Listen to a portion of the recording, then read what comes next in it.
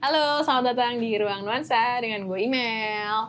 Kali ini Ruang Nuansa sudah kedatangan seorang narasumber, seorang yang sangat-sangat berdedikasi untuk pendidikan, terus seneng yang ngebuka pikiran, mempengaruhi pikiran lebih tepatnya, dan mondar-mandir di podcast-podcast yang pasti lo semua tonton. Selamat datang kepada Bang Sabda. Halo. Halo juga semua. Thank you loh udah diundang. Ya, sama-sama lu jadi top list lah pokoknya di Ruang Nuansa. Jadi kita memang udah banyak banget keinginan untuk ngundang lo tuh udah bener-bener sebenarnya tujuan utama kita membuat Ruang Nuansa ini itu terinspirasi dari Malaka Project.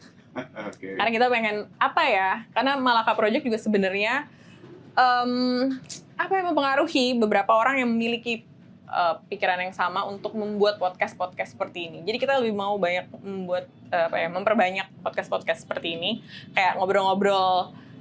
Sebenarnya ngobrolinnya nggak yang terlalu yang susah-susah gitu ya, kayak cuman warung kopi aja gitu nggak sih? Iya lah, pas lah. Pas kan? Di kafe hujan-hujan gitu, kita ngobrol. Kan menurut gue itu gini loh, segala topik itu banyak orang melihat dengan berbagai macam topik lah. Gitu. Dan kalau dalam pendidikan itu misalnya ini ada bahan materi penting nih, tapi kadang-kadang orang tuh susah mengakses ini karena datangnya dari textbook gitu. Iya benar. Padahal untuk menyampaikan topik ini bisa di-trigger dari berbagai macam jalur. Kayak ada gateway-nya gitu, kayak ada pintunya lah gitu. Pintunya itu bisa macam-macam gitu. Sekedar misalnya menurut gue cewek cerita gitu, kenapa gue punya selera cowok bad boy, tapi kalau yang mau ini yang gini kenapa? Nah ternyata begitu ditelaah lama-lama, pembahasannya bisa seru, menarik, dan ya basically ada dasar teoritikal sains yang menjelaskan itu kenapa dia kayak gitu. Jadi basically menurut gue podcast tuh penting untuk ngebuka pintu-pintu supaya orang masuk ke dalam core keilmuan yang seru ini. Iya betul. Whatever the question, mau kayak lo ngerasa seremeh apapun itu sebenarnya bisa jadi jalur pembuka untuk whatever hal yang seru. Iya. Dan kayak hal-hal kayak gini tuh ya, semua bisa diobrolin, semua bisa dijadiin seru gitu. Itu juga kayak menekan angka judgmental nggak sih? Ya nggak sih? Jadi kayak orang tuh ini kayak orang tuh nggak gampang kayak ngomong kayak ini kayaknya nggak, ini sampah deh. Ini kayaknya ini nggak selevel gue deh gitu. Ya nggak sih, nggak ya? Kayak ada. Gue sangat-sangat setuju dengan kayak gitu karena gue ngasih contoh ini ya. Kalau gue sering ngasih contoh tuh, kadang-kadang orang kan kalau misalnya nganggap orang pintar atau apa, dia dari ngomongin filsafat nih, politik nih, apa segala. Orang pintar nih ngomongannya gini. Kalau ngomongnya gitu. Kalau ngobrol sama gue, sama ngomong apapun. Nggak harus kayak gini kan. Itu mau ngomongin kopi kayak, mau ngomongin musik kayak, mau ngomongin apa segala macam, everything. Nah, gue nggak menilai orang dari pintar tuh dari situ gitu. Kayak gue menilai kayak misalnya kalau analogi ya, nyanyi Beyonce. Beyonce of course dia nyanyi hal-hal yang gila-gila gitu, vokalis gitu. Tapi dia juga nyanyiin lagu yang simple, sederhana ya, buat everyone can sing, itu irreplaceable. Oke. Gue nggak tahu, lo ngerti ya lagu itu? Tahu. Zaman sekarang masih denger apa nggak ya? Tapi dia nyanyi irreplaceable. Menurut gue an easy song for everyone to sing, tapi dia nunjukin dari dari nyanyi itu aja kualitas vokalnya, teknik segala macam advance gitu. Anjir ini baru nih. Nah, I think the way misalnya kita ngeliat, ini smart nih, ini apa segala macam, judgmental segala macam, bisa lihat dari nggak harus ngomong hal yang berbeda gitu. Jadi kan bisa dari hal yang simple, perspektif lo, cara mandang lo, kreativitas lo, simple solution gitu, hal yang sederhana gitu, itu bisa kelihatan gitu kualitas otaknya gokil nih gitu. Cuma dengan apa kayak simple gitu. Nonton sesuai bukan isinya, bukan bahannya, bukan topiknya, tapi gimana logical structure lo ngomong gitu kan, seberapa rapi lo ngomong, seberapa jelas gitu kan, kayak gitu. Ya menurut gue kayak gitu. Yes, it's not the bahan sih, tapi the way caranya lah. Iya. Jadi itu kita kayak mau pakai diksi-diksi yang dewa gitu di Ruang Nuansa ini. Kayak pengennya tuh kayak audiens tuh kayak pause dulu terus buat kayak tanya ChatGPT dulu gitu. Ini apa sih yang dia ngomongin gitu sih. Cuman kayaknya karena kita di warung kopi jadi kayaknya kita pakai bahasa-bahasa sehari-hari aja. Nggak apa-apa juga pakai bahasa itu gitu biar mereka ada PR gitu. Iya sih, seru juga ya. Oke gitu, bebas aja.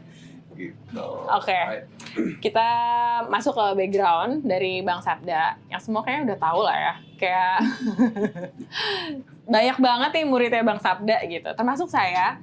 Karena memang kalau you guys know me gitu ya sebagai mahasiswi filsafat di tahun 2000 sekian dan kini sekarang bekerja sebagai pegawai korporat lah ya gitu. Itu tuh sebenarnya karena platform yang dibikin sama Bang Sabda. Jadi gue ini muridnya juga gitu. Nah, memang yang unik di sini gitu, dari gue kecil tuh kayak gue punya, jadi gue selalu kayak dipancing untuk belajar sama nyokap gue tuh karena ada reward.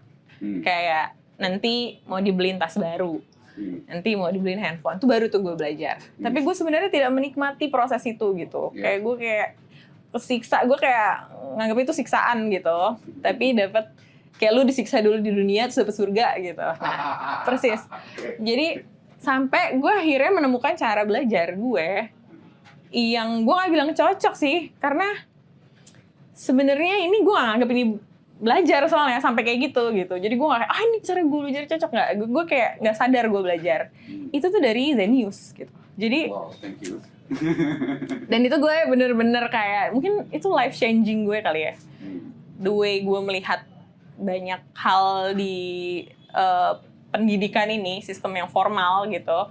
Kayak oh ternyata mungkin masalahnya bukan di gue gue nggak mau salah gitu. Saya bukan di gue, tapi mungkin masalahnya adalah di gurunya, karena tapi mungkin masalah dari guru ini karena memang mungkin di pusatnya kayak gitu-gitu. Jadi gue kayak ya udah gimana caranya gue nggak blaming, udah deh gue belajar aja deh sendiri gitu. Karena dari dulu gue emang selalu jadi sasaran omel guru gue gitu, karena ya lo pasti ngerasain lah. Pasti lo ngerasain. Karena ya di zaman gue yang sebenarnya baru 3 tahun yang lalu sih ya gitu kan. Nggak juga ya. Itu tuh kayak konsep belajarnya memang satu arah gitu kan.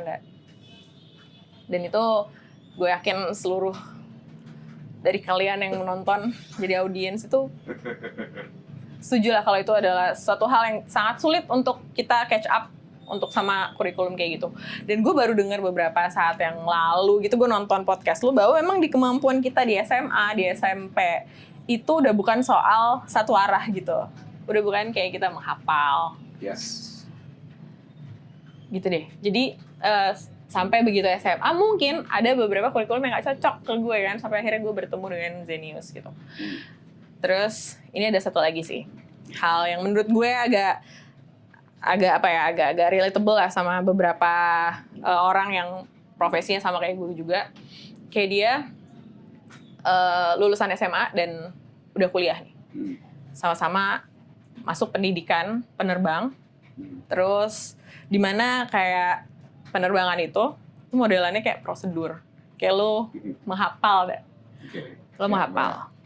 Terus gue tuh minta gue dikasih paham, tapi memang waktu sekolah tuh bener-bener singkat banget waktu gue untuk belajar semua prosedur segala macam. Terus gue kayak susah setengah mati deh gue untuk menghafal prosedurnya itu. Sampai gue ngerasa ya balik lagi gue bodoh nih ya nih. Gue kayaknya nggak di sini deh gue gitu. Jadi Sajur kalau yang orang sajurusan kayak gue nih. Sajur nih gue kayaknya. Jadi ada di momen dimana gue kayaknya kalau gue cara gue kerja gue begini terus gue kayak nggak kuat deh gitu dengan semua hafalan ini gitu. Sampai akhirnya gue harus dengan metode yang Zenius ajarkan ke gue. So gue harus kayak tunggu stop dulu, gue harus paham dulu nih baru gue bisa apal gitu. Gue harus paham dulu. Tapi itu sebenarnya bentrok sama ya sistem yang ada di situ lah, sama metodenya gitu. Sampai akhirnya sekarang kita kayak kena menurut gue ada satu hal yang membuat pada akhirnya masyarakat tuh melihat bahwa kayak pilot nih lulusan SMA gitu. So pendidikan, ini masalahnya di pendidikan nih. Degree itu tiba-tiba jadi penting nih. Tanpa mereka melihat kayak substansinya tuh gitu kan. Kayak pilot itu lulusan SMA. Kayaknya mereka gitu. Kayak masyarakat itu tuh ada di persimpangan yang kayak lo memperdulikan degree nih tiba-tiba, tapi secara struktur itu tuh bisa jadi nggak penting gitu. Jadi ada di entah itu apa ya, dualisme ya kayak gitu ya. Iya, apa ya? Ya gue nggak tahu namanya, tapi intinya unmatched, apa nggak pas lah gitu. Antara persepsi yang dibutuhin dan actualnya. Iya. Panjang ya kisah gue dari yang SMP, SMA sampai akhirnya sekarang gue menemukan kayak oh ya ini baru nih mulai nih gitu. Itu gimana menurut lo? Iya, masuk. Ya. Satu dulu ya. Jadi number one tuh yang tadi gitu. Gue dari apa yang lo omong ini gue baca beberapa hal nih. Yang pertama dulu nih soal kita belajar kadang ya mungkin semua ya mengalami gitu di Indonesia Raya ini mungkin semua termasuk gue juga gitu kan yang lo bilang apa namanya udah kenyang lah gitu kena omelan guru atau apa segala macam gini. Number one itu ada namanya extrinsic and intrinsic motivation. Yang tadi lo bilang, lo kayak ini lo bersusah-susah dulu, nanti hasilnya di akhir. Jadi belajar tuh susahnya gitu. Belajar tuh susah, hasilnya surganya gitu kan di akhir tuh nanti kalau udah gini-gini. Jadi itu ada persepsi. Namanya belajar tuh emang nggak enak, sesuatu yang harus lo susah dulu, terus kemudian susah ini nanti ada hasilnya. Jadi dengan image kayak gitu, ya udah lo harus kuat banget extrinsic motivation-nya kan. Extrinsic itu artinya itu tadi surganya tadi tuh. Apa sih yang the light at the end of the tunnel nya gitu. Cerah di akhir itu apa? Nah kalau itu gede, orang susah-susah tuh mau gitu. Tapi kalau misalnya dia juga belum ngelihat itunya oke, ya belum tentu juga punya cukup motivasi kan. Nah, tapi itu cara yang extrinsic motivation namanya. Cara extrinsic motivation ini to be honest ada bagusnya di awal gitu kan. Misalnya untuk bikin motivasi belajar dulu, misalnya lo mau masuk PTN, gengsi-gengsian lo, walaupun mungkin the wrong kind of motivation, cuman ITB, UI ini at least ada motivasi dulu lah gitu. Walaupun mungkin itu nggak segitunya gitu, tapi at least bisa memulai dengan itu. Tapi itu aja itu tidak cukup gitu. Nah itu tidak cukup kenapa? Karena ya tetap akan pas lagi ngelakuinnya lo tetap kayak ngerasa gimana sih, kayak kerja mungkin gaji bisa 30 juta sebulan gitu kan, tapi kerjaannya nggak enak nih gitu. Tetap aja pas kerjanya kan capek, stres, apalagi gitu. Nah menurut gua apapun yang kita lakuin ini dari extrinsic motivation, kita cari cara untuk dapetin intrinsic motivation ya. Mau belajar, kayak mau kerja, kayak mau pacaran, kayak mau kawin, kayak apa segala kawin, married, segala macam. Itu cari intrinsic motivation. Intrinsic motivation itu apa? Bedanya apa? Intrinsic motivation adalah motivasi yang datang karena ngelakuinnya sendiri enak. It's not the result-nya gitu ya, tapi bagaimana lo bisa ngelakuin itu enak nih. Nah itu masalah inovasi proses, gitu, inovasi proses. Jadi saya belajar yang tadi nggak enak, let's say misalnya gini deh, let's say lo motivasi di awal, lo ngobrol motivator, motivasinya dia cepet gitu. Nah, tapi begitu setiap ngerjain belajarnya yang 1 bab gitu, minus 20 gitu. Nah, lu belajar 5 bab juga udah habis kan, minus 20, minus 20. Jadi akhirnya 5 bab motivasi yang cepat udah habis, jadi 0 lagi. Akhirnya, kalau gitu gue butuh motivasi lagi. Cari lagi ya? Jadi kayak ketergantungan sama obat nih gitu. Iya juga. Nah, padahal kalau misalnya motivasi awal cepat, tapi kalau lo ubah prosesnya dari extrinsic motivation itu, dari kegiatan itu nilainya minus 20 buat lo, diubah prosesnya bisa jadi malah plus 10, akhirnya setiap lo belajar malah ningkatin motivasi kan. Tadi cepet belajar ini 10 jadi 10, belajarin lagi bisa naik lagi, belajarin naik lagi segala macam, itu much better hasilnya. Dan ini gue tekanin bukan cuma soal belajar, tapi juga soal segala macam hal. Kalau lo bisa berinovasi dalam prosesnya dan itu justru meningkatkan positive feelingnya lo dalam hal itu, justru lo akan makin termotivasi selama lo ngelakuin itu. Nah, sekarang berarti triknya gitu kan. Apa nih triknya yang di dalam proses khususnya belajar yang bisa ya justru itu membuat jadi loh kok malah enak nih gitu. Malah belajar lagi nih. Iya, ini baru belajar nih. Karena nature itu sebenarnya gini, nature itu manusia tuh sebenarnya suka belajar, tapi belajarnya itu bukan belajar yang lo di sekolah gitu, kayak gini hafal segala. Number one tuh kayak secret recipe lah yang paling gampang. You know why? Lo harus tahu nih kenapa, kenapanya nih, kenapa ini penting. Iya, iya, Itu benar. tuh number one. When you know why ini kenapa lu pikir, oh ini pentingnya karena ini, karena ini, karena ini. Ngerti kenapa penting dan lu ngelihat juga itu penting, itu terbangun otomatis. Iya. Nah, itu dari why.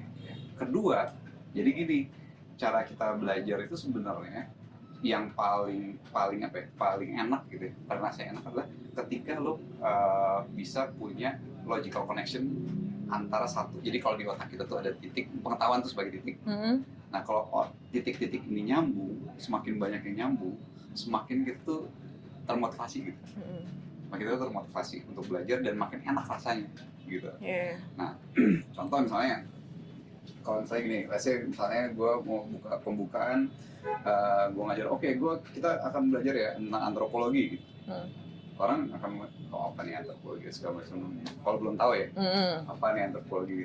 Boring nih, pasti soal kultur, soal ini apa silsilah keluarga, nggak apa manggil Pak Ade, Opa, nah, gitu. Nah itu nggak enak gitu. Tapi kalau misalnya kita bukannya dari tadi gitu kan, misalnya ada menurut gue cewek itu curhat, kenapa ya gue kok sukanya sama bad boy tapi gue juga suka sama cewek ini, cowok yang model baik-baik apa segala macem. Ada dualisme di otak, suka sama cowok bad boy, cowok ini, kenapa itu terjadi ya gitu. Nah starting point dari situ, ada pembukaan dari situ, terus akhirnya gue connect nih, oh karena kita berevolusi begini, gara-gara evolusi kayak gini, bisa lo akan cenderung dari gini dan gini, jadi make sense dan connect the dots antara teori yang harus pelajarin dengan realitas masalah kehidupan lo. Iya, hari-hari gitu. Hari-hari, lo bakal so invested gitu. So invested, jadi seru nih, ternyata gitu. Jadi emang seru gitu. Pancingan-pancingan gitu ya. Itu tadi gue bilang pintu-pintunya, gateway-nya tuh belajar tuh ada gateway dari mana? Karena ketika a lot of things connect di otak itu yang mau kita cari nih. Jadi kalau lo belajar tidak samaan matematika tapi terisolasi, ini kepakai cuma buat ujian, you don't know why lo belajar ini kepakai cuma ujian, tinggal ada kepentingannya, malas. Iya benar. Tapi kalau gue ada expirednya, abis itu ternyata di sini ngelatih logik lo gitu. Otak lo tuh ada kepake nih logiknya, emang why-nya jelas, kenapanya jelas, bisa fun gitu. Karena otak lo tuh sebenarnya haus akan semua, gitu haus akan pengen tahu lah, terus kemudian haus akan apa ya, kepake untuk kreativitas, kepake untuk logical connection, ini kenapa begini, kenapa gitu, pasti ada rasa penasaran gitu. Gitu. Nah rasa penasaran itu dan koneksi ini itu yang penting dari gua gitu. Di Zenius, cara belajar Zenius itu paling sering adalah gimana caranya ya emang connect all dots ini, connect all dots ini, udah tahu why-nya, connect all dots, dan juga nggak perlu banyak yang dihafal ya. Tapi dengan satu prinsip-prinsip dasar, lu bisa menjelaskan ya. Kalau di matematik nih ya, matematik contoh sebagai contoh, gua ajarin 3 postulat dasar, kemudian konsep definisi 3 postulat tambah 11 definisi, mungkin ratusan rumus bisa jadi, nggak perlu dihafal ratusan ya. Karena lu connect the dots, itu jadi lebih enak karena ya itu ya basically jadi jauh lebih enak. Nah problemnya, ini baru gue masukin problem dikit ya. Problemnya itu banyak yang punya asumsi bahwa ngajarin kayak gitu nggak semua orang bisa. Jadi kayak misalnya gini, gue nggak terlalu tahu tentang berat, misalnya lu dikasih ini ada 200 prosedur gini, udah tinggal ikutin aja, lo disiplin aja gitu. Nah cara itu lo tinggal ikutin aja, itu emang gampang gitu, gampang ya. Tapi lo harus hafal, gampang tapi semua orang tinggal ikutinnya gampang. Nah cara lain adalah lo dikasih understanding dulu kenapa ini penting, konsekuensinya dari kenapa ini penting, terus habis itu konsekuensinya kalau kesini harus gimana, lo bisa menjabarkan sendiri. Jadi SOP itu bukan dari sana, tapi lo sendiri, lo ngerti nih, kenapa ini penting nih, karena gini. Itu lebih lebih berat gitu. Karena emang harus otaknya canggih dulu nih. Iya. Betul. Siap. Nah, tapi itu jauh lebih enak. Nah, masalahnya banyak asumsi. Udahlah, orang Indonesia sering digampangkan ya. Itu tuh susah nih. Udahlah, ikutan aja gini. Ikutin aja ya, betul. Aja.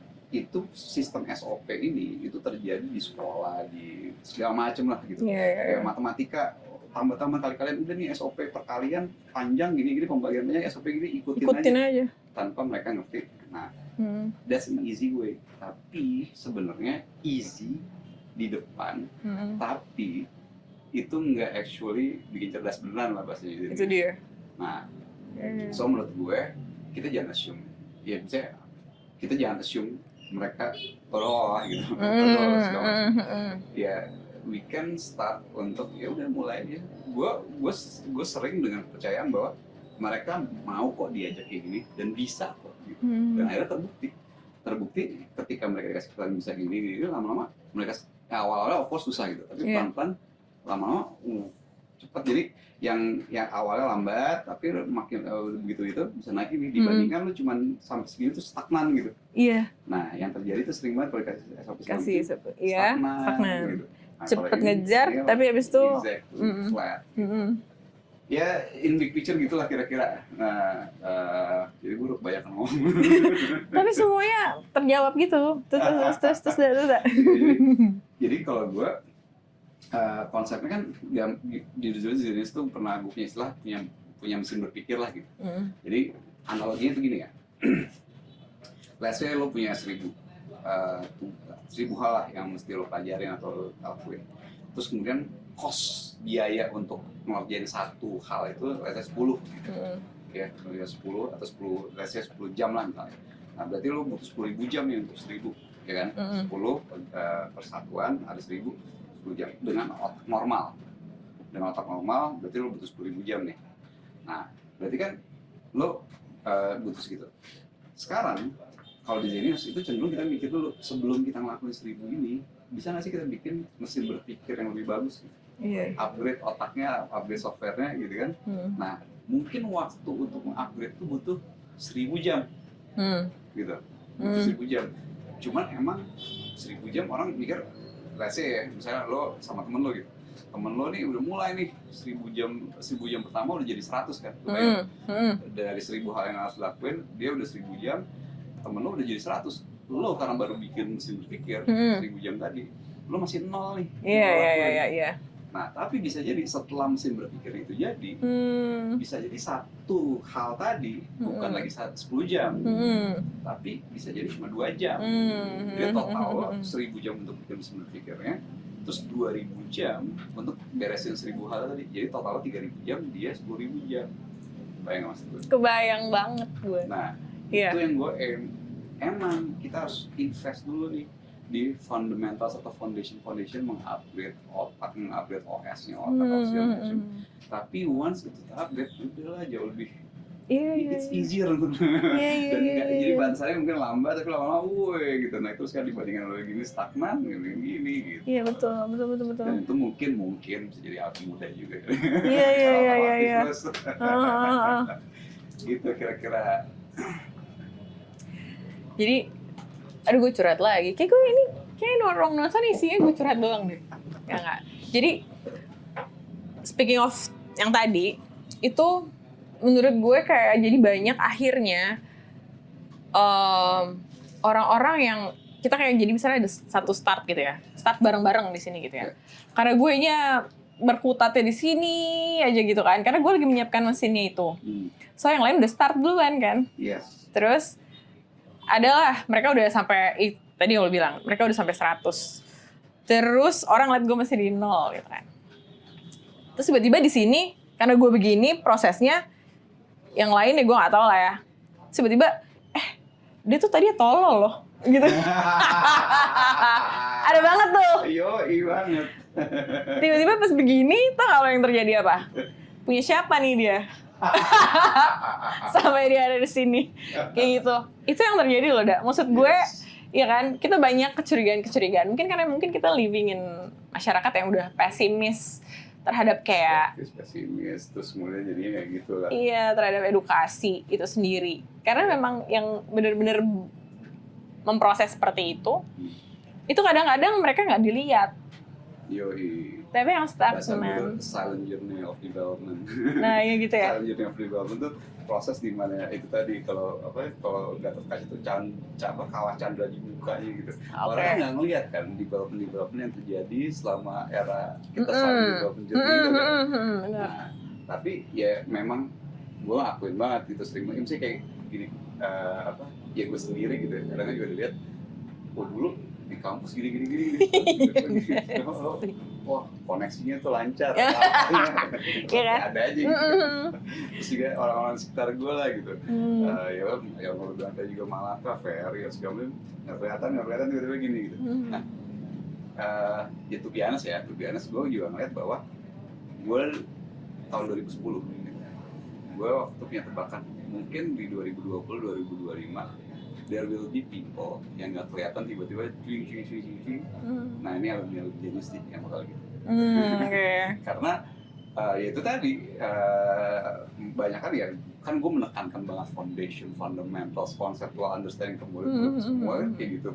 Nah jadinya mereka ada waktu untuk growing memang. Jadi yang lain-lain tuh wah udah duluan sini si level ini si level itu atau apalah jabat dari duluan yang ini mungkin agak lambat dikit gitu. Dia mungkin di 20-an ya agak kan. Seorang ya lagi-lagi gitu, backingannya siapa tuh ya? Iya kan?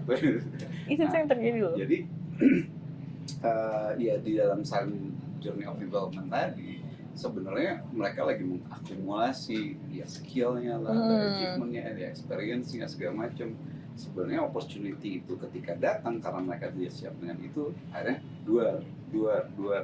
Nah ya beberapa lebih serius ya Mas Flo juga gitu kan udah kelihatan gitu bahwa ada yang memang lebih cepat ya dibanding lain kali ini. Ada yang ya mencuatnya ketika opportunity datang segala macam preparationnya ada, opportunity datang buat gitu. So ya dan tiba-tiba aja gitu kan bisa semua ini segala macam. Dan ya gue selalu nekenin sih emang kadang-kadang di dalam fundamentals itu yang paling penting jangan FOMO gitu. Iya. Lihat orang lain anjir udah segini. Udah di situ iya. Dan juga cukup pede gitu bahwa ya sabar aja gitu. There will be my time lah dengan foundation yang benar segala macam. Dibandingkan ada orang yang buru-buru cepat ke karbit tapi ternyata foundation nggak kuat, begitu kena apa dikit jebrek ambruk gitu kan kayak gitu. So yes, dan juga buat orang-orang yang nonton apa segala macam ya lo jangan tiba-tiba menjudge juga gitu kan, udah backingan ini ya itu prosesnya gitu iya dibenturkan sampai jadi gitu. Dan das ya tata cara kayak dasar-dasar gue mendidik biasanya gitu ya. Lu jangan FOMO sama ini, jangan nyari instant gratification atau apa. Fix the foundation first gitu, fix the foundation right. Kalau the foundationnya benar, itu belajar apa gampang, apa segala macam. Dan ya tadinya susah ya 2010 gue jualan kayak gitu susah tuh. Sekarang lebih gampang karena hasilnya udah banyak lo gitu. Oke. Dan lain-lain segala macam. Jerome gitu ya udah mulai banyak lah di mana-mana gitu. So ya buat yang masih buru-buruan segitu, don't worry about it. Just fix the fundamental right, tapi pastiin memang benar. Ya, and then along the way ya bangun prove yourself lah gitu dalam bentuk achievement ini kecil saja. Lama-lama ya if you get it right, you'll be there. Gitu. Iya, kebayang gue. Tuh gue lagi overwhelmed nih. Kayak karena maksudnya selama ini tuh gue ngerasa itu berarti investasi ya. Kayak maksudnya di dalam dunia yang pesimis terhadap edukasi ini gitu. Maksud gue kita kan kayak udah yang buat apa ya gue sekolah tinggi-tinggi, udah kayak gitu tuh modelannya. Kalau gitu ya yang muncul-muncul ini gitu, yang didengerin sama masyarakat ini itu mereka yang nggak punya basic terhadap pengetahuan itu gitu. Itu ada pesimistis banyak lah menurut gue, kayak udah banyak banget lah, dan itu terjadi dan itu melelahkan lah di sini. Jadi kalau misalnya contoh yang lu pernah bilang tuh yang apa di China gitu kan, influencer harus gini. Akhirnya diregulasi kan? Regulasi dan nggak boleh nih kalau gini segala macam. Jadi intinya mereka doing something yang foundation ini tiba-tiba ada orang lain yang take the spotlight gara-gara apa gitu. Ya itu mungkin ya sebagai jawaban juga dari sistem yang udah pesimis ini kan gitu. Dari masyarakat yang udah pesimis terhadap sistem ini gitu. Cina menawarkan sebuah solusi gitu. Menurut lo solusi atau justru malah determinasi gitu kayak? Kalau gue tuh gini mikirnya dalam halnya, ini kasusnya gini, intinya ini kayak banyak orang yang lagi building foundation terus di dalam gitu kan, terus kemudian ada orang yang tiba-tiba mencuat, padahal let's say ilmunya ini 100 ini 10 gitu, mencuat. Ini gue, ini agak gue tarik dasar teori di Zenius tuh kita misinya namanya CCA, cerdas, visinya lah gitu, melangkah Indonesia yang cerdas, cerah, asik. Cerdas itu pola pikir yang benar, foundation probably, logika, critical thinking, segala yang benar. Cerah itu pengetahuan yang benar, pengetahuan yang benar yang landasannya of course science dan sebagainya supaya akurat. Jadi kita punya map of reality yang akurat. Tiga itu asik. Asik itu konsepnya sebenarnya lebih ke understanding others well, jadi be effective with others well. Gitu. Jadi kalau lo ngerti orang yang tepat segala macam ya, nah ini fundamentalsnya itu ini CCI. Nah masing-masing orang nantinya itu kan punya, misalnya saya punya target lah, gue mau jadi ini, kayak mau jadi itu, kayak jadi apa sih, atau mau change the nation dalam domain yang ini atau domain yang itu membutuhkan syarat itu memang. Jadi artinya bahwa kalau misalnya let's say nih ada lo ngundon terus berinovasi apa segala macam, dia barang lo mungkin dipakai cuma sedikit orang dan lo nggak dikenal segala macam, let's say ilmu lo, skill lo segala macam memang cepat. Tapi ada orang yang skillnya dalam bidang itu cuma 10, tapi let's say exposure yang ini cuma ditahu oleh 10 orang, ini tahu oleh 1 juta orang.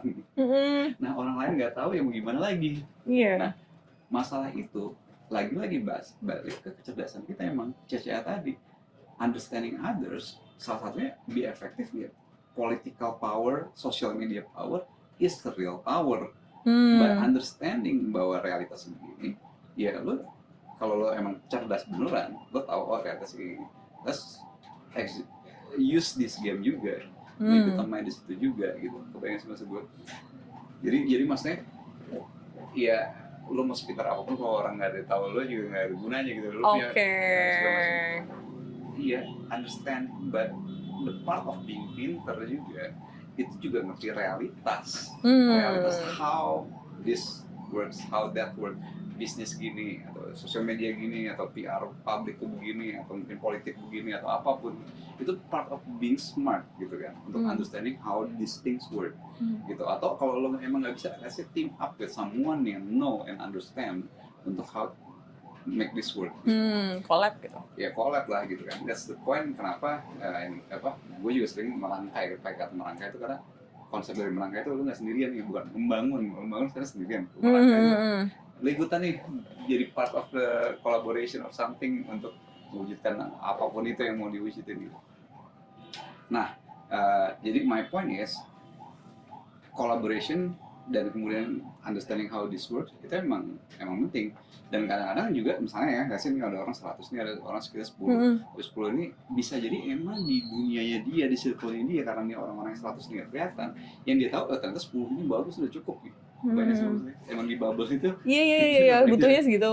Ya, butuhnya segitu gitu. Karena dia nggak tahu lagi orang, ya dia muncul gitu. Nah, my point di sini adalah ya untuk make this work, emang whatever itu tadi, ya emang lo part of being smart adalah understanding the game. Is part of being smart. Sorry to say buat para akademisi yang di luar sana yang buat inovasi tapi alatnya nggak dipakai di industri, bisa jadi emang lo nggak praktikal, nggak pragmatis, apapun inovasi lo ternyata nggak kepake karena mungkin costnya terlalu gede atau nggak pragmatis, nggak sesuai dengan kenyataan lapangan yang dibutuhkan. Jadi konsepnya understanding. Jadi untuk mewujudin whatever yang kita mau tuju itu kadang-kadang memang butuh let's say nilai ekonomisnya misalnya. Let's say lo bikin suatu inovasi ini costnya 100, tapi orang-orang biasa ngelakuin 50 gitu. Tapi inovasi ini efeknya sama dengan kalau dilakukan secara manual 50, secara inovasi ini 100, ini cost lebih tinggi tapi efeknya sama. Nilai ekonomisnya nggak ada dari inovasi itu. Let's say kalau misalnya lo dari 100, ini 50, tapi efeknya dia bisa 3 kali lipat, baru ada nilainya gitu kan. Atau bisa jadi orang manual 50, kalau dengan teknologi lo bisa pakai 10. Nah, berarti mengefisiensikan. Satu. berarti nilai ekonomisnya gimana dari whatever things you do.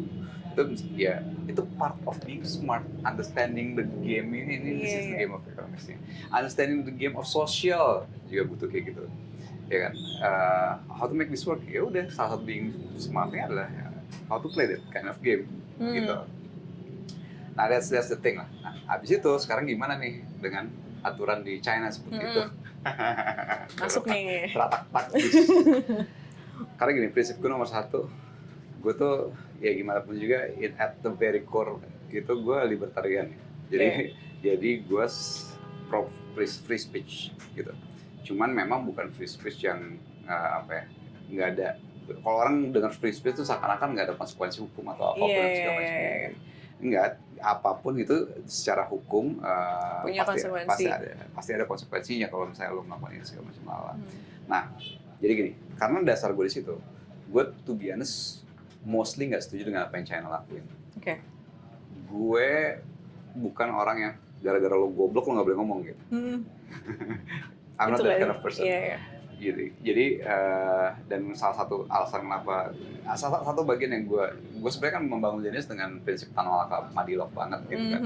Tapi satu hal yang sangat berbeda antara gue dengan Tan Malaka adalah beliau jelas kayak Indonesia nggak sanggup di demokrasi, udahlah kita diktatorial aja. Oke. That's the shit, yang kayak gitu. Gue to be honest, no, I believe in people, I believe in demokrasi. Mungkin kayak gue seakan-akan naif gitu loh. Iya, gue bro ya, it sounds naif gitu. Tapi kayak kenapa? Iya, karena gini, karena I believe in people in the sense bahwa sebenarnya banyak orang tuh punya niat baik. Yang gue sering bilang, gue juga bilang di Zenius zaman lo di sini. Niat baik tapi belum tentu benar caranya gitu. Niatnya baik tapi kompetensinya nggak ada. Gitu. Jadi niat baik ini nggak terwujud. Nah, problemnya berarti bukan dari niat ya. Mungkin ada orang beneran jahat, ada ya. Tapi gue ngeliat banyak orang niat baik, tapi masalahnya udah stupidity ini, dodolnya ini, kedodolannya ini yang jadi masalah gitu. Jadi gue memisahkan antara ini orang, I love people, I believe in people, tapi mereka terjangkit penyakit kedodolan ini. Nah, jadi gue act like a doctor di sini gitu ya. Mari kita sembuhkan aja. Jadi kalau itu gara-gara nyokap gue juga sih. Kalau gue dulu tuh ya, sebelum gue bikin Zenius itu, gue sering marah-marah, tolol lah gini. Gue sering banget kalau ada orang ngomong goblok, nyokap gue bilang, Mas kalau ada orang goblok, bukan dimarah-marahin, diajarin. Lo kalau kamu ngeliat gitu, dia jadi mana-mana diajarin. Jadi situ game changer buat gue gitu. Bener juga, iya. Nah, tapi kan nyebelin ya, karena orang anjing, gue sebel. Udah sebel, jadi gue gimana gue mau ngajarin, gue sebel gitu ya. I think the skills yang paling penting yang gue punya adalah bisa memisahkan antara orangnya dan kebodohan gitu. Jadi I can still love the people when dia dodol gitu. Nah ini dodolan ini anggapnya kayak penyakit gitu. Kebayang sih. Jadi gue sayang nih sama lo, tapi dodol ini kita sembuhin dulu ya. Gitu loh. Nah, kenapa gue mau nekenin itu? Jadi kan gini ya, gue nggak tahu datang dari mana, tapi I love Indonesia gitu kan. Ya mungkin lo nasionalisme naif apa segala macam.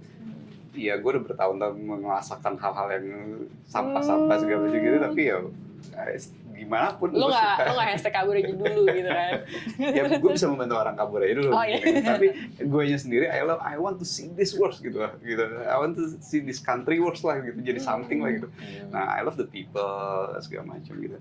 Nah, cuman menurut gue salah satu dasar yang gue percaya banget bahwa dari dulu awalnya juga gue bikin Zenius, karena gini, pendidikan itu sebenarnya ada dua purpose. Ya, pendidikan secara besar untuk individunya masing-masing, untuk berkarir lah, area social mobility lah, jadi punya income ini apa segala macam, kehidupan yang bagus lah buat pribadi.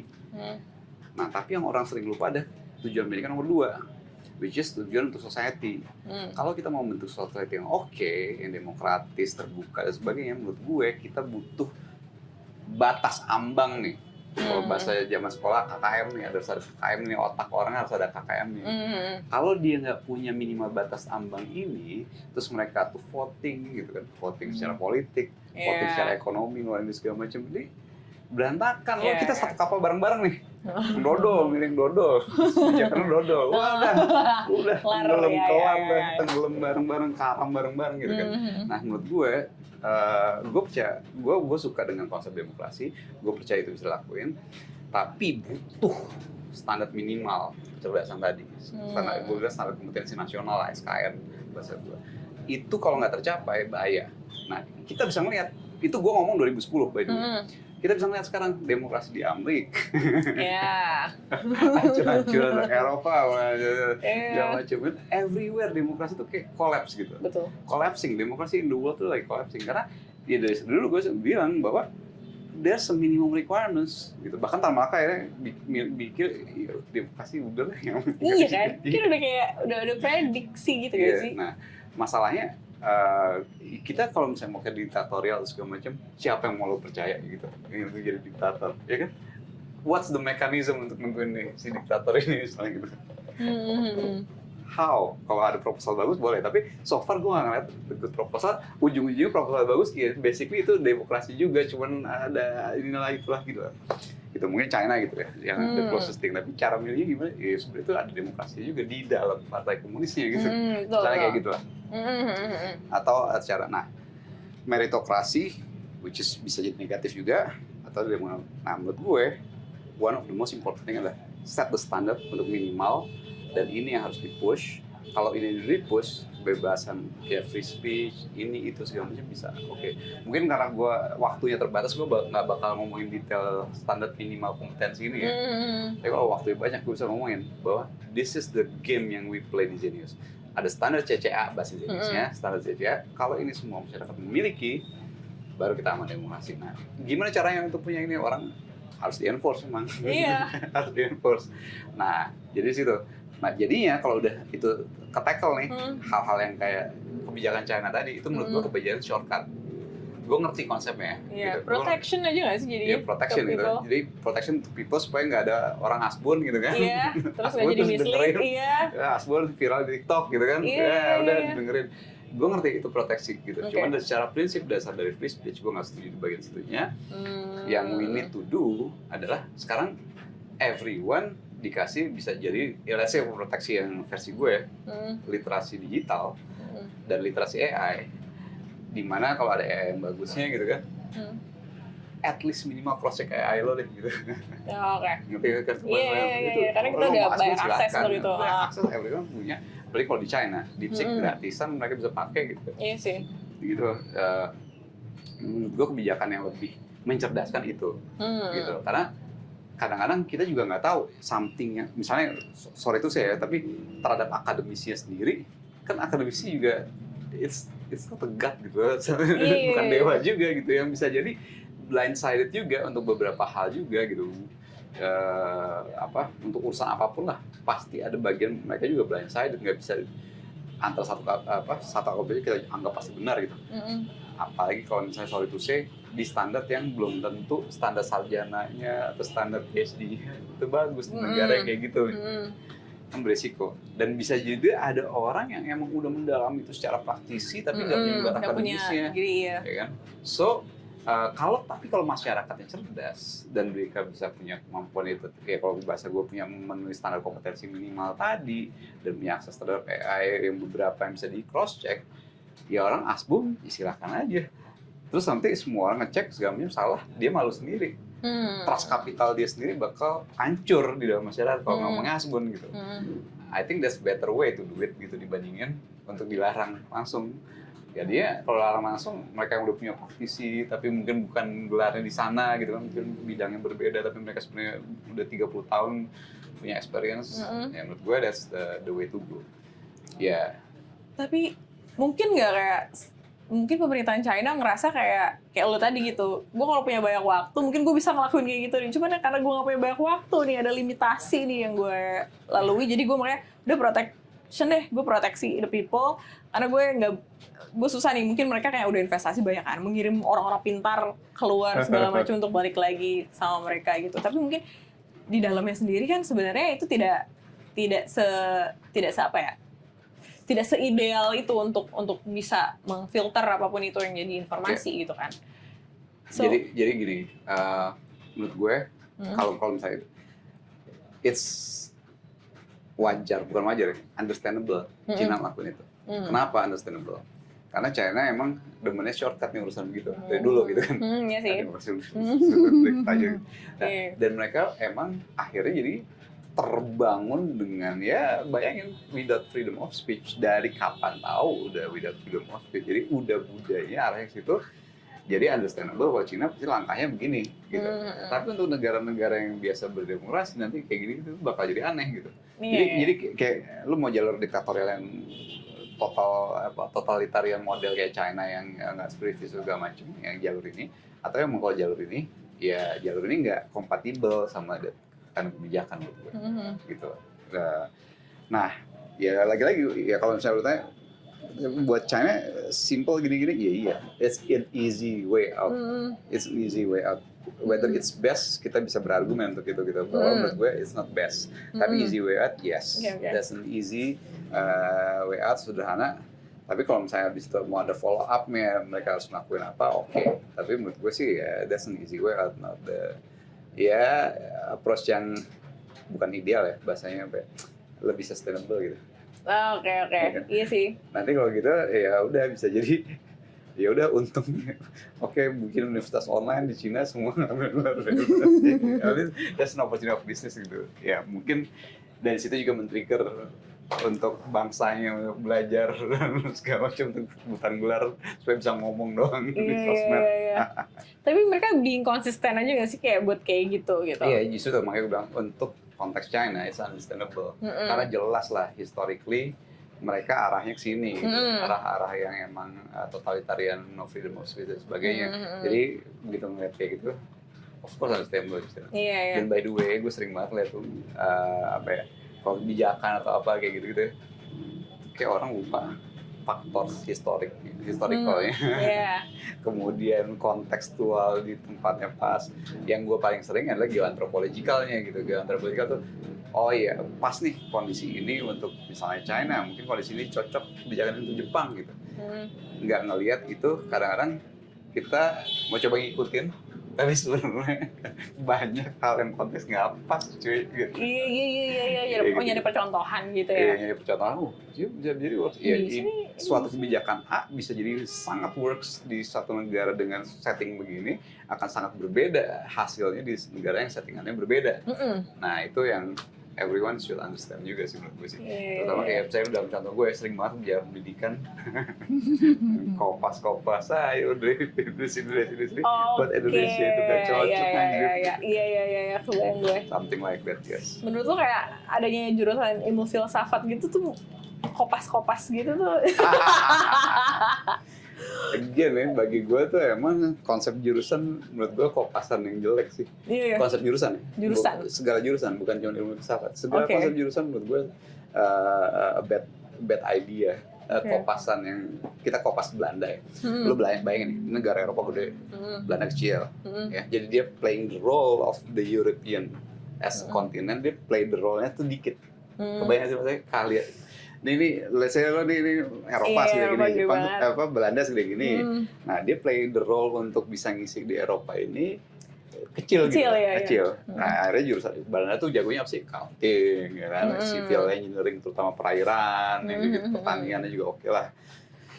Konsep jurusan works for them karena ada background culture Eropa yang udah alam jiwanya semua orang Eropa tahu gitu.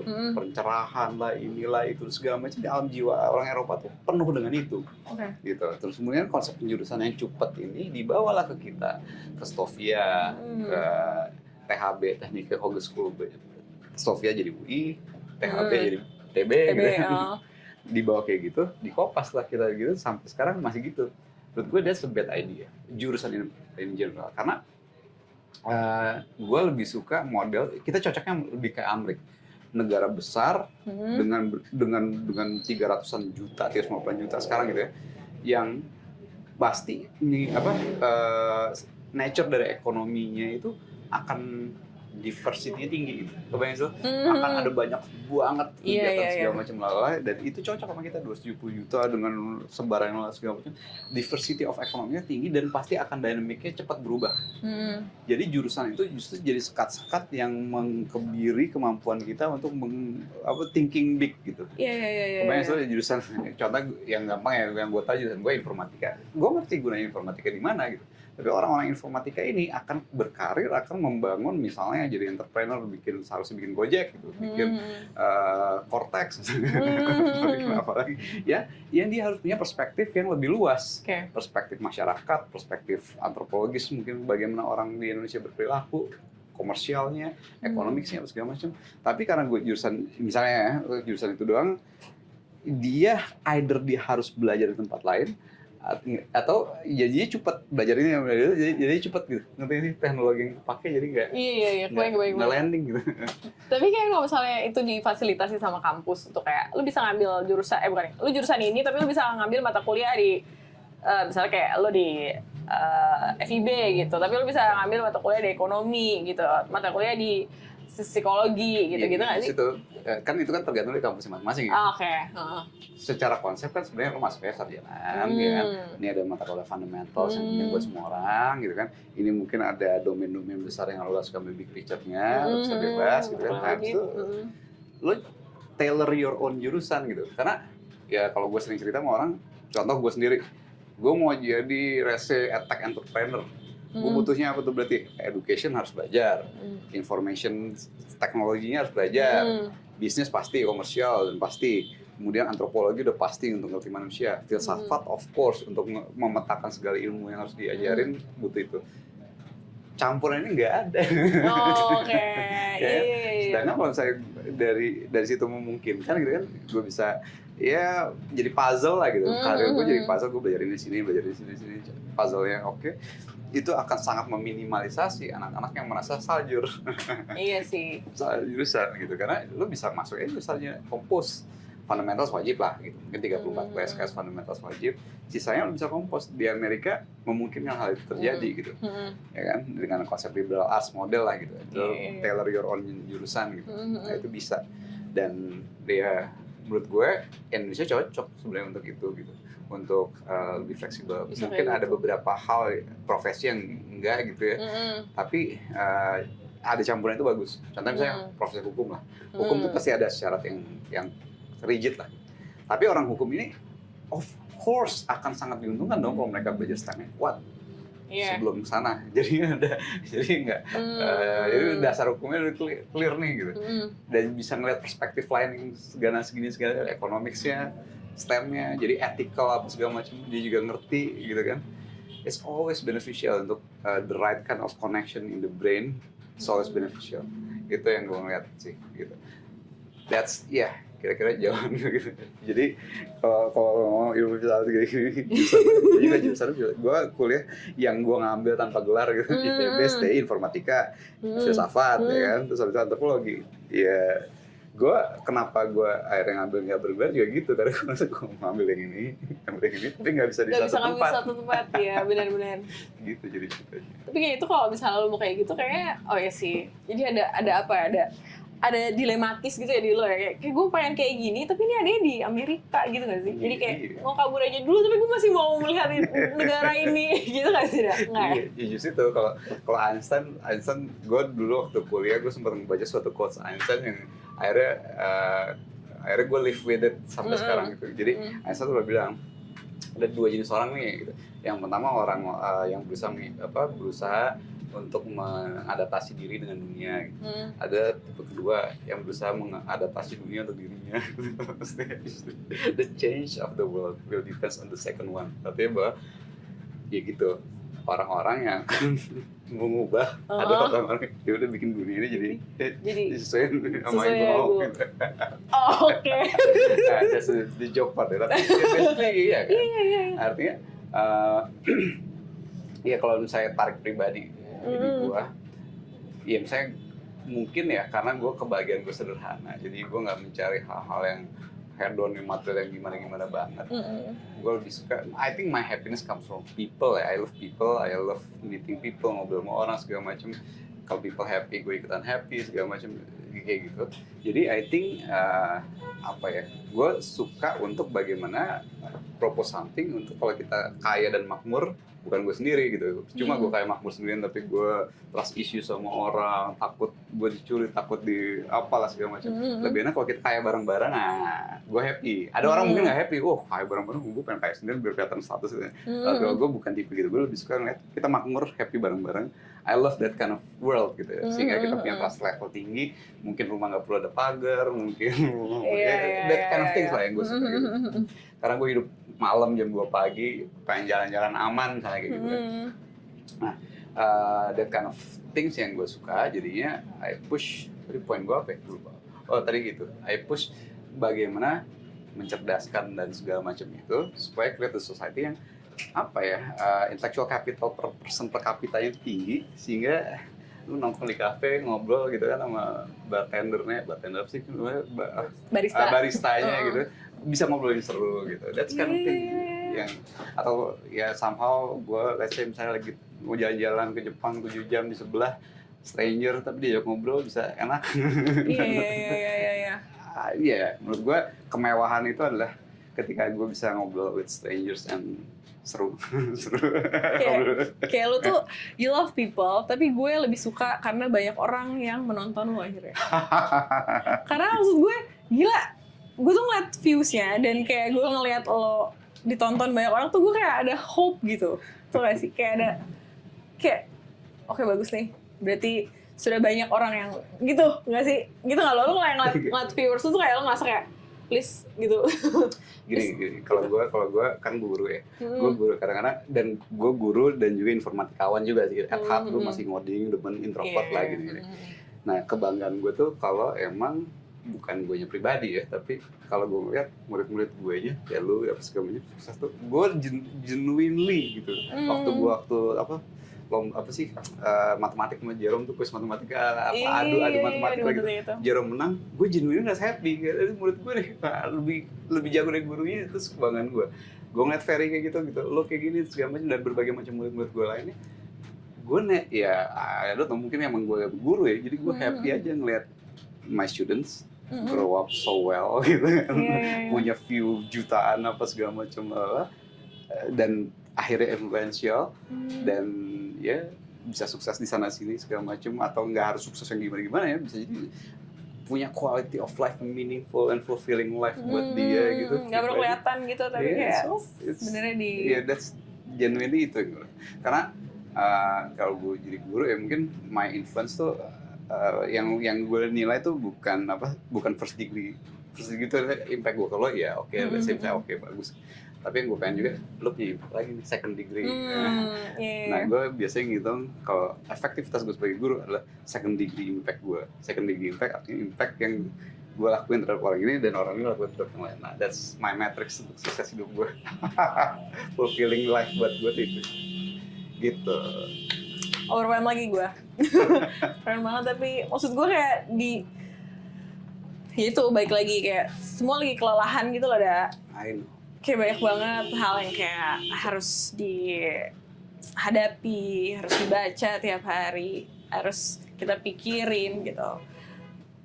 Dan lo masih memegang itu tuh somehow kayak gue kayak ada, itu gue bilang tadi ada hope gitu di situ.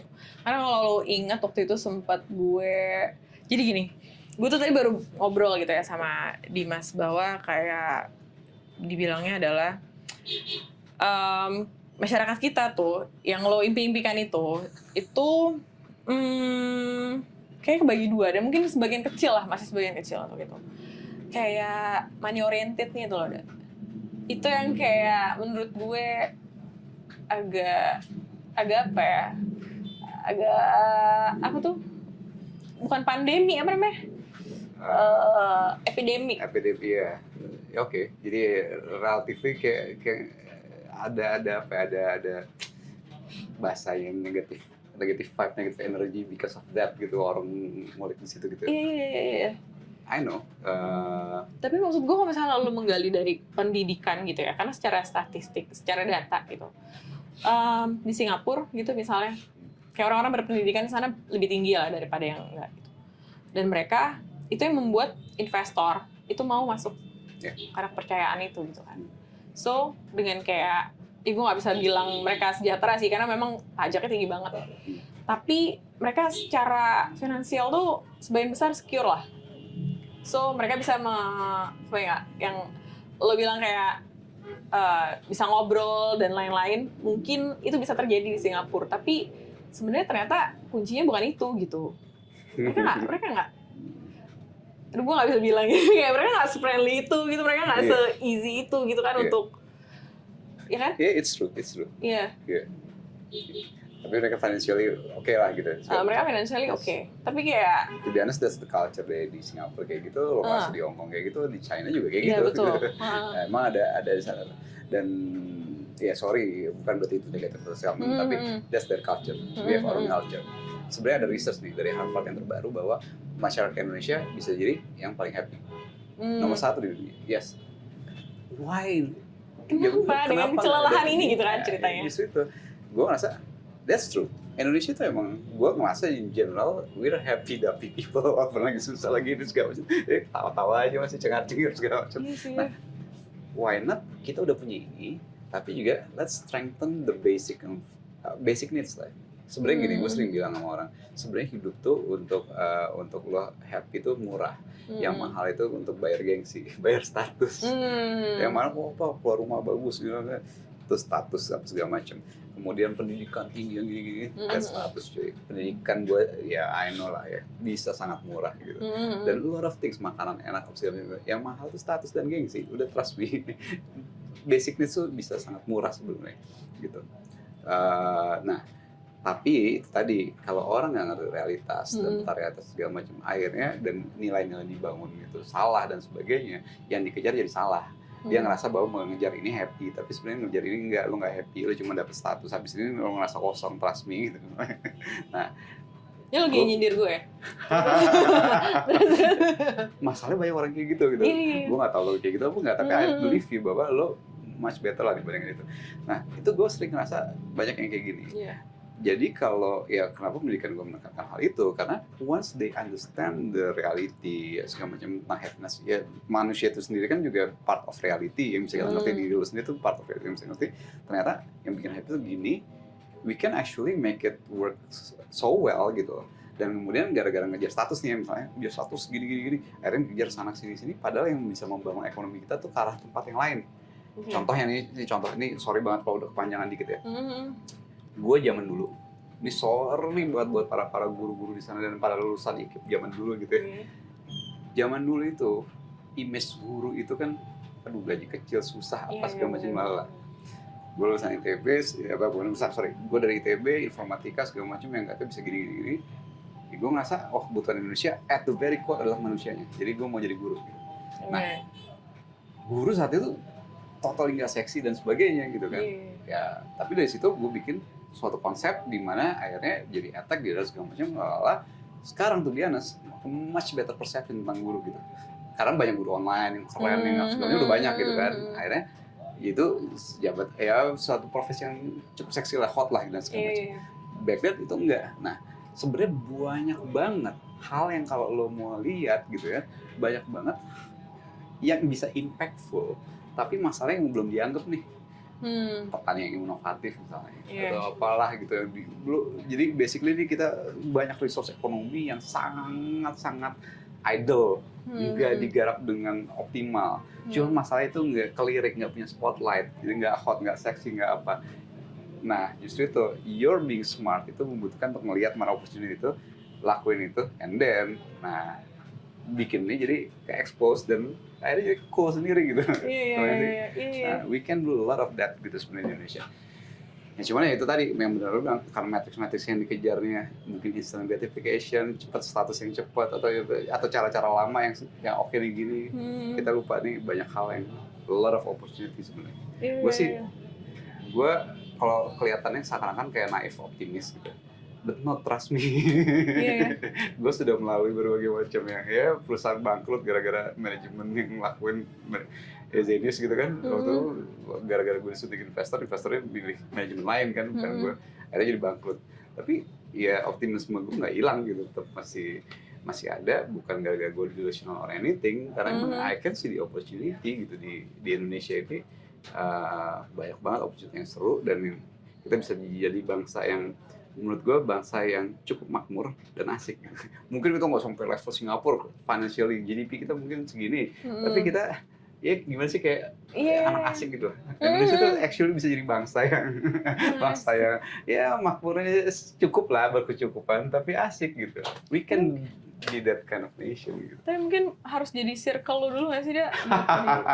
Maksud gue, gue tuh kayak dari sepanjang kita bercakap-cakap ini, itu gak, apa yang gue judge dari lo, kayak, lo ada isu gak sih, Da? Gitu, kayak gue tuh ngerasa kayak, oh my god, stabil banget gitu. Jadi kayak, maksud gue kadang-kadang gue suka menunggu sampai ada kayak, ini di sini nih isunya nih, gitu.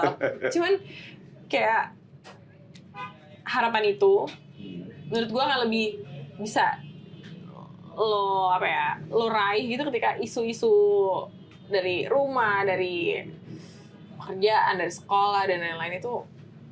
Ya bener ya. Misalnya gue sebenarnya CCA itu ngasih foundation yang ya hopefully kayak everyone yang jadi ya of course lah kita nggak punya lepas dari masalah gitu kan. Tapi cara pandang lo terhadap masalah ini, kalau lo punya kreativitas dan inovasi, you can solve this gitu. Ngerti sih? Kebayang sih kayak kebayang gue. Di level itu tuh lo bisa kayak jadinya isu yang ada selama ini menggerogoti lo gitu kayak karena lo memakai ya kan gitu. Exactly. Kan solvable gitu, tinggal kapan mau di solve aja gitu.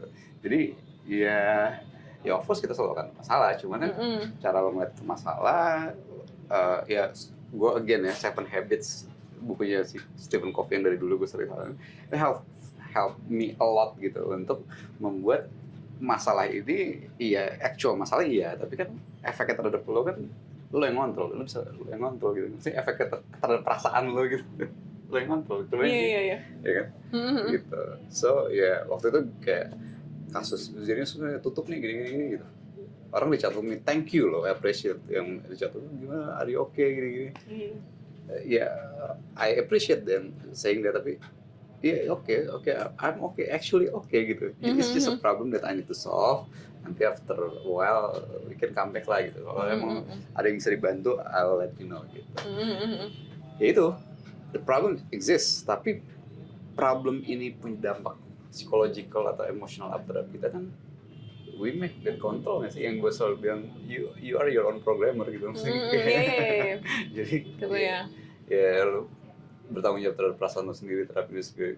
Bukan berarti gue against the mental illness atau gini. Menurut gue sih sebenarnya ya gue juga punya genetically ada hal-hal yang itu ya, ADHD lah, neurodivergent bahasa orang sekarang spektrum autism tentu di gue ada, dan potential schizophrenia juga sebenarnya actually, karena both side of the family having that. Tapi bukan berarti ya gue menyerahkan ke keadaan gitu loh. Maksudnya you can have your own control lah terhadap diri lo sendiri untuk ngeliat masalah, and then apa yang lo rasain itu terserah lo gitu. Iya. Kayak emang itu sebenarnya ilmu juga sih, deh. Itu kayak harus lo beneran. You need to drill for that. Iya betul. Gitu. So nextnya apa deh? Gue stay with my mission of course, bikin Indonesia yang SDM wise lah, manusia Indonesia yang hopefully semua bisa punya fulfilling and meaningful life. Perjuangan gue bukan berakhir setelah jenis tutup, justru itu di revival dengan gaya kita sendiri. Sekarang dibantu dengan berbagai macam teknologi yang ada gitu, AI dan sebagainya, we can perhaps make it faster and scale yang lebih luas, dan hopefully masing-masing akan ngerasain efeknya gitu, mau itu anak sekolahan, anak kampus, atau yang mau ngampus, atau professionals, atau mungkin senior citizens juga, yang mau stay di Indonesia, mau jadi entrepreneur, mau kerja, atau mau kabur aja dulu. Hopefully we have the solution for all of this. Nah itu yang lagi tunggu tanggal mainnya satu-satu keluar. Oke. Gitu. Oke, kita tunggu. Thank you for coming. Thank you udah diundang. Really appreciate it. So, terima kasih yang sudah nonton Ruang Nuansa. Sampai jumpa di episode Ruang Nuansa selanjutnya. Gue Email dan Bang Gue Sarda. Sabda. Thank you, bye-bye. Bye.